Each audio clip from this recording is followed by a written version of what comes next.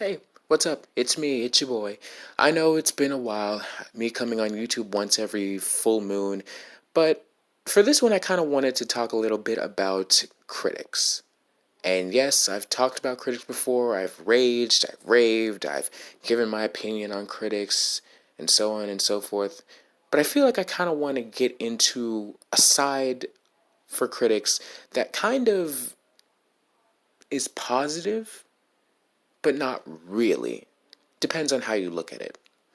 So, I first wanted to talk about what I think critics are usually for. You see, most people give critics a lot of flack when they give their favorite movies a very low score, or they give the movies that the fans don't like a very high score. For example, Star Wars: The Last Jedi got very good reviews, however, fans did not like it. And there's a dissonance between critics and fans watching Star Wars movies that we are all very aware of. That being said, a lot of people use critics as a means to, you know, dictate what movie is good and what movie isn't. Some to extreme measures.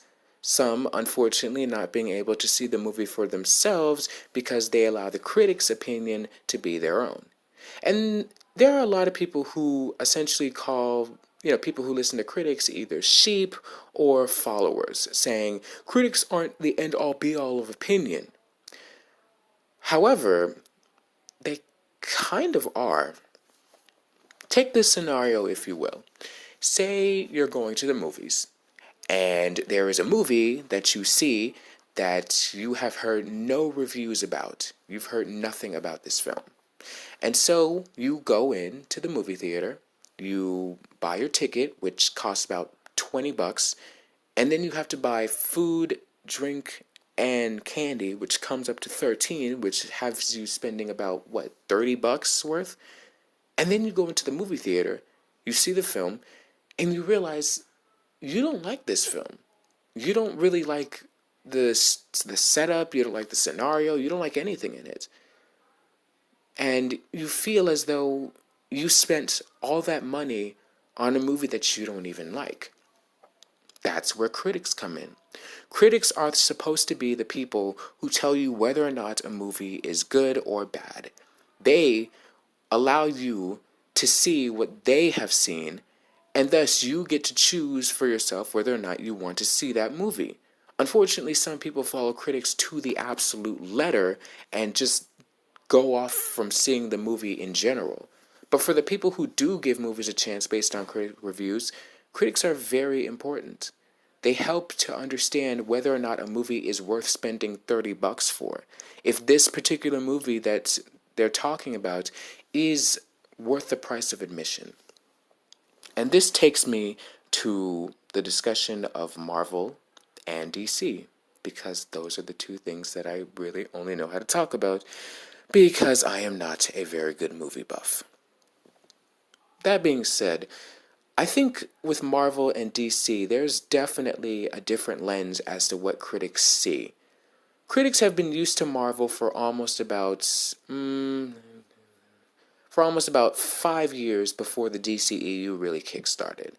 Before the DCEU, Marvel had a status quo to make its audiences laugh, to make some of them cry, and to present beautiful, over the top action scenes that really make that CGI budget go high off its rockers. And it also allows you to see, the other films that are coming afterwards through its end credits. Marvel has established itself for being, comedic, action, and really setting up the suspense for what's to come. That's what Marvel's formula is more or less all about. And it has done this successfully since the first Iron Man movie, and especially after the first Avengers movie. DC, on the other hand, decided to do things a little bit differently.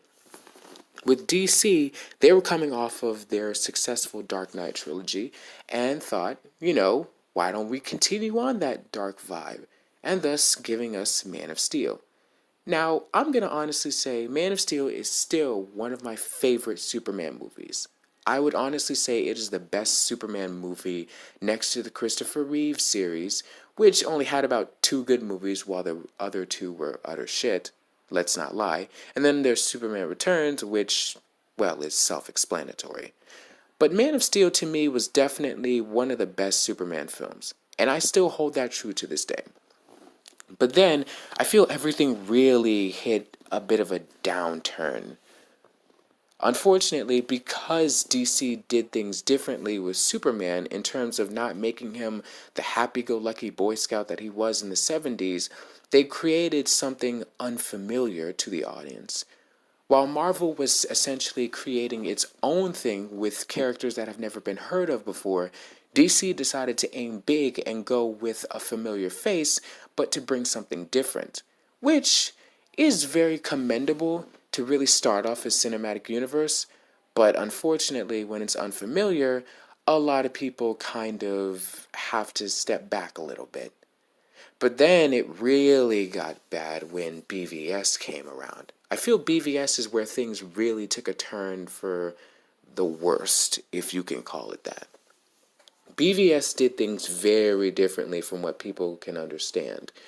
They made Superman, rather than be a happy-go-lucky Boy Scout, instead he had, issues. He was dealing with consequences for his actions, and he wasn't exactly a happy guy. He was essentially going through real-life scenarios that, anyone would feel a little bit down towards. They made Batman, instead of being a heroic, non-killing hero of justice, and made him a killer who is kind of paranoid of Superman and wants to go on this killing spree just to kill him. Well, not a killing spree, but essentially do whatever is necessary so that he can get rid of Superman once and for all. And then, of course, it had Wonder Woman, who, instead of being the pinnacle of love and fighting for, understanding and equality, they had her separate herself from humanity because, let's be honest, we are kind of not doing any favors to this planet or to each other. So, but don't let anyone tell other people that, otherwise they'll lose their minds and get offensive. Essentially, BVS did a lot of things that some people weren't too sure that they liked. Thus, they went to critics, and critics basically told what they knew. And here's the problem. I feel critics look at a lot of other comic book films with a very, very glaring Marvel lens. Because Marvel was the first to do its own thing with its cinematic universe and superhero films that were actually successful, they essentially set the tone and the standard for what every other comic book film is apparently supposed to be. Because before the MCU, there were some ups and downs when it came to comic book films. Some of them were successful, others not so much.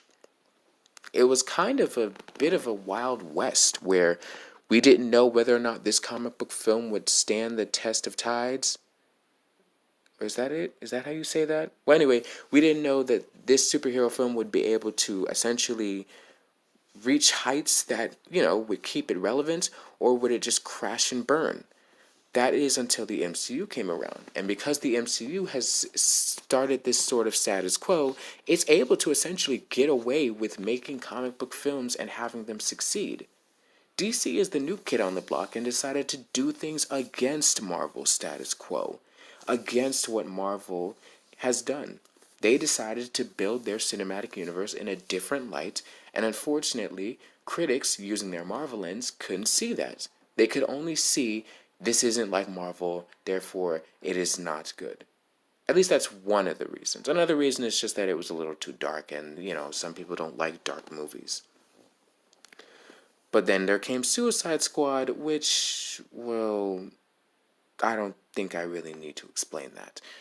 Then, of course, we had Wonder Woman, which brought back a little bit of that semblance of what critics wanted, in which it's heroic, it has a little bit of comedy, there's some drama, but it's essentially about being a hero. And then there's Aquaman, which was more of a swashbuckling action adventure kind of movie that took us into a world that has never really been done before, which is deep under the ocean. We also got to have our classic Aquaman suit back. So, with the coming of Shazam, Birds of Prey, and the emancipation of one Harley Quinn, and of course the Batman movie, it really is starting to feel like there is a little bit of that niche that's bringing some people in to see some DC movies, especially with Aquaman's success. And I can only imagine that WB is really gearing up to continuously make more amazing DC films that can. Oh, yeah, I forgot about that. So, there comes the difference. Why is Marvel able to essentially get away with making whatever comic book film it wants, but unfortunately DC can't? And like I said before, it's that trust. Marvel has intense trust with its audience. It can literally do no wrong. Which is why I think if Captain Marvel ends up being disliked by fans, it will still get very high ratings on different critics' reviews simply because of the Marvel name alone. Because it has that Marvel brand, it essentially has that trust with the audience, the fans, and the critics. Because it's able to deliver something familiar. Meanwhile, DC, with Man of Steel and BVS and Suicide Squad and Wonder Woman and Justice League, just saying that word makes my mouth water, makes my mouth, just saying Justice League makes my mouth itch. And of course, Aquaman. There's each film is not like the other. You can't look at Man of Steel and then look at Aquaman and say, yeah, these two are the same. Well, you could if you look really, really hard enough. But you can't look at Wonder Woman and then look at Suicide Squad and think, yeah, these two films are definitely the same. There's an unfamiliarity to each film that DC does. And in my opinion, I think that's a good thing. It gives variety for each film. Not one film is like the other, and therefore you get a different taste for each particular film. Which is something you can't really say for Marvel unless you really, really, really wear your Marvel lens. Because each Marvel film feels more or less alike. You got your comedy relief that all feels like it sets up the same way. You got your action scenes which each feel exactly alike except with different characters. You got your spectacles, you got your big battles, you got your space battles and so on and so forth, and then you got your end credit scene which gives hints to other movies to come. It all feels the same.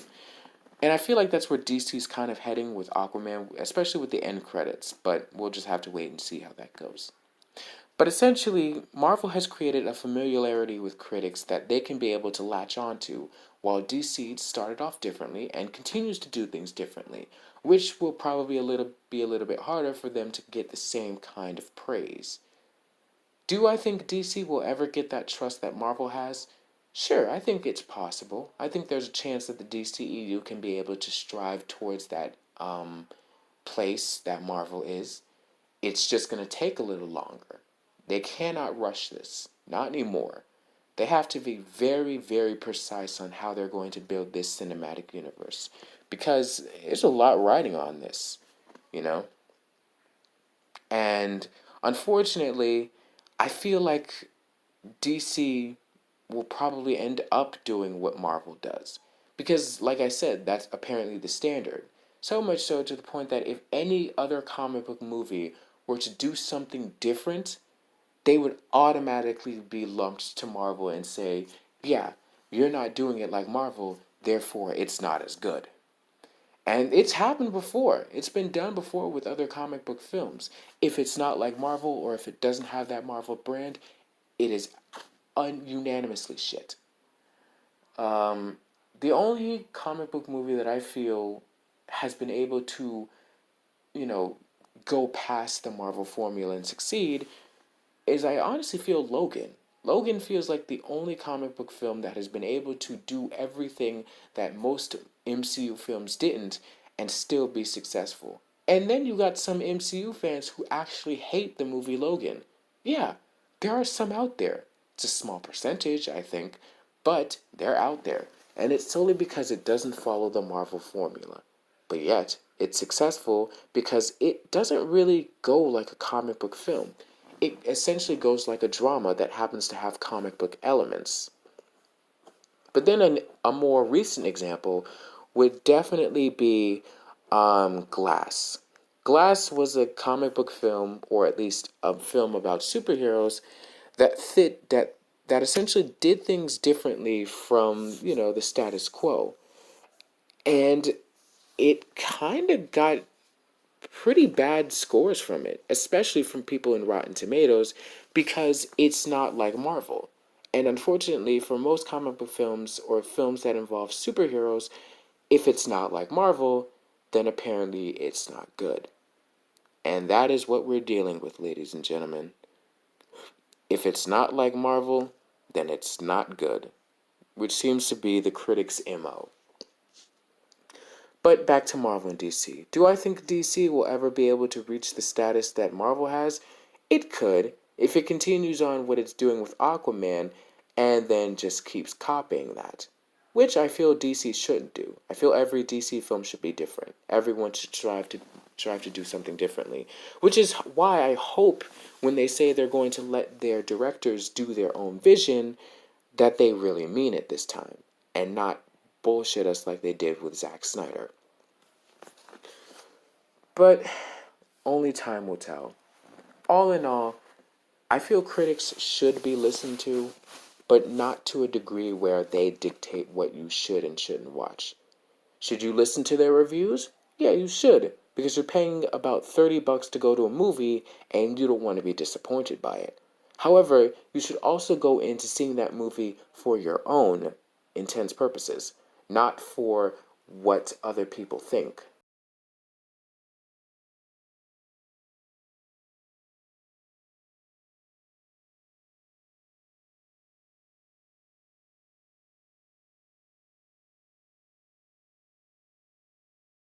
And that's all I really have to say for this one.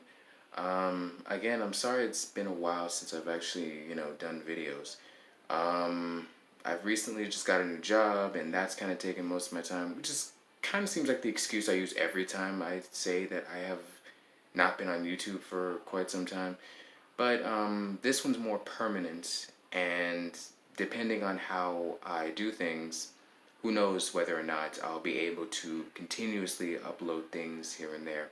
I'm glad I have Keemstar because Keemstar is very reliable to me.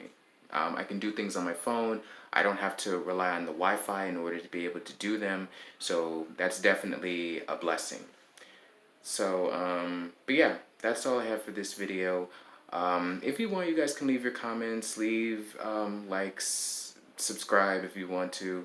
Well, no, maybe I shouldn't say that. Maybe I should actually be more a little aggressive for once. But yeah, be sure to like, comment, and subscribe if you like the video.